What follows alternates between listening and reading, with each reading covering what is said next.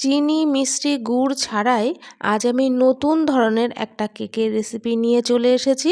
সামনেই ক্রিসমাস, আর এখন তো সবাই কেক বানাতে চায়, সেই জন্য যে কেক বানাতেও পারে না সে কিন্তু এই রেসিপি দেখে খুব সহজেই কেক বানিয়ে নিতে পারবে।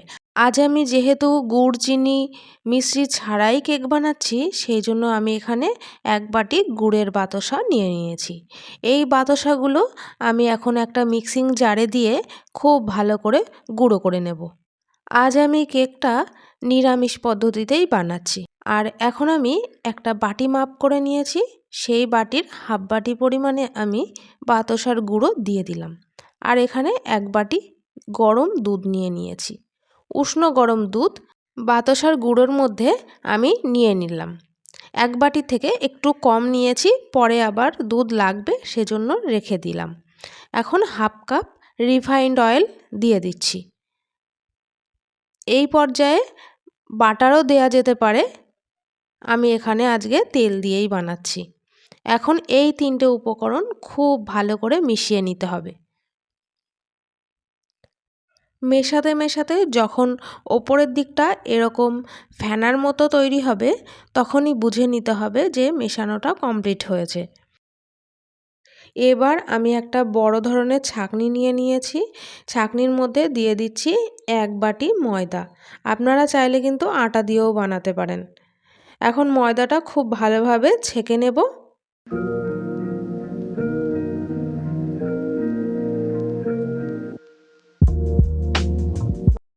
ছেঁকে নেওয়া হয়ে গেছে। এবারে আমি খুব ভালোভাবে মিশ্রণটার সাথে ময়দা মিশিয়ে নেব।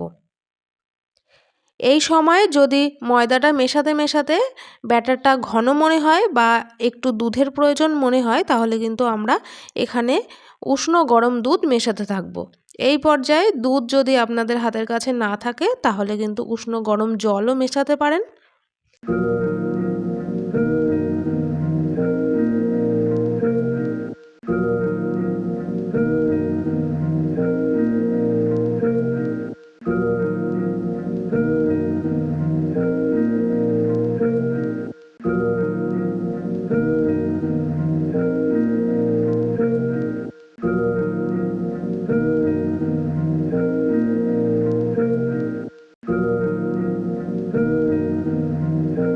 অল্প অল্প করে উষ্ণ গরম দুধ মেশাতে মেশাতে আমি একটা স্মুথ ব্যাটার তৈরি করে নিয়েছি।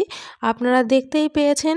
আর এই ব্যাটারটা বানানোর জন্য একবারে কিন্তু দুধটা দিয়ে মেশানো যাবে না, সেই জন্য আমি বারবার দুধ দিয়ে মিশিয়ে নিয়েছি।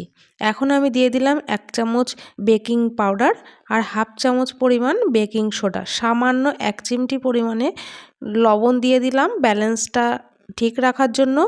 আর দিয়ে দিলাম হাফ চামচ মতো লেবুর রস। এখানে আমি 1.5 চামচ পরিমাণ ভ্যানিলা এসেন্স ব্যবহার করছি। এবারে এই উপকরণগুলো আমি একবারে মিশিয়ে নেব। আজ এই ইউনিক ধরনের কেকের রেসিপি আপনাদের কাছে কেমন লাগছে, আপনারা কিন্তু অবশ্যই একটা কমেন্ট করে জানাতে ভুলবেন না। আর যদি ভালো লেগে থাকে তাহলে একটা লাইক দিয়ে শেয়ার করে দেবেন আপনাদের বন্ধুদের মাঝে। আমাদের ব্যাটারটা কিন্তু এখন পুরোপুরি রেডি। আর কীরকম ঘনত্বের হবে ব্যাটারটা সেটা কিন্তু একটু দেখিয়ে দিলাম আপনাদের। এখন একটা পুরনো কড়াইতে আমি বেশ কিছুটা পরিমাণে লবণ দিয়ে দেব। এখন এই কড়াইটা আমি লবণ দিয়ে আর একটা স্ট্যান্ড বসিয়ে দেব লবণের উপরে। এবার আমি ঢাকনা দিয়ে কড়াইটাকে খুব ভালো করে ফ্রি হিট করে নেব। আপনাদের কাছে থাকা যে কোনো ধরনের পাত্রে কিন্তু এই কেকটি বেক করে নিতে পারবেন। আমি এখন একটা বাটি নিয়ে নিয়েছি সিলভারের। এই বাটিটা রেডি করে নেব। সামান্য একটু তেল দিয়ে আমি খুব ভালো করে মাখিয়ে নিয়েছি বাটিটার গায়ে। আর এখন মাপ করে নিয়েছি একটা কাগজ, সেই কাগজটা বসিয়ে দিয়ে কাগজটার উপরেও খুব ভালো করে সাদা তেল মাখিয়ে নিয়েছি। এবার বাটিটা রেডি হয়ে গেছে। এখন আমাদের রেডি করা ব্যাটারটাও আমি এই বাটির মধ্যে নিয়ে নেব। একটু উঁচু করে ঢাললে ব্যাটারটা কিন্তু খুব সহজেই বাটির মধ্যে পড়ে যাবে।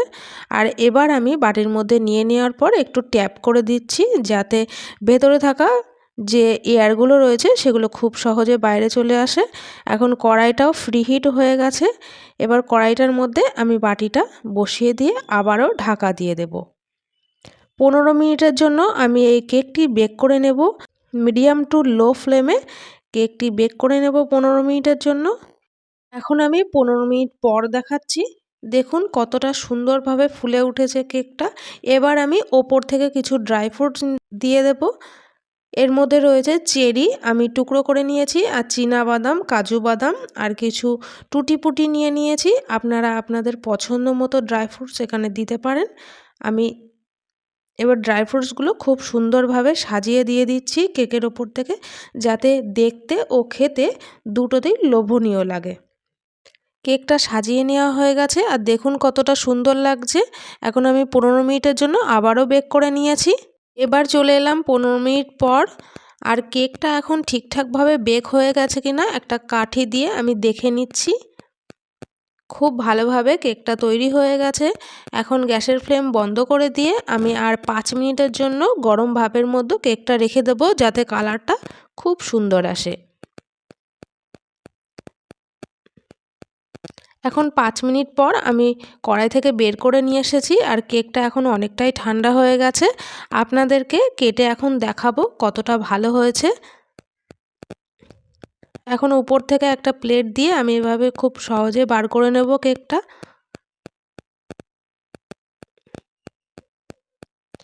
দেখুন কতটা সহজেই বাটি থেকে ছেড়ে এলো। এখন এই কাগজটাও আমি তুলে নেব। খুব সুন্দরভাবে কাগজটা উঠে আসছে। যেহেতু আমি কাগজের ওপরে তেলটা লাগিয়েছিলাম, সেই জন্য কিন্তু খুব ভালোভাবে কেক থেকে কাগজটা ছেড়ে গেল। আর দেখুন নিচের দিকটাও কিন্তু খুব সুন্দরভাবে বেক হয়েছে, আর দেখতে কতটা লোভনীয় লাগছে। এভাবে আপনারা চিনি, মিশ্রি, গুড় ছাড়াই একদিন কেক বানিয়ে দেখুন, আশা করি আপনাদের অনেক ভালো লাগবে।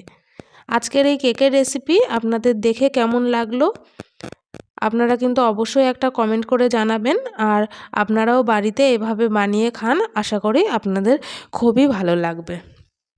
তাহলে আজকে এই পর্যন্ত, আবার দেখা হবে অন্য কোনো ভিডিওতে।